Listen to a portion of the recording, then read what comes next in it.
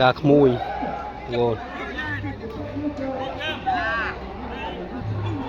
นี่งูแซ่ยูนี่แต่จงเผาเลยแต่จงเผาเลยนี่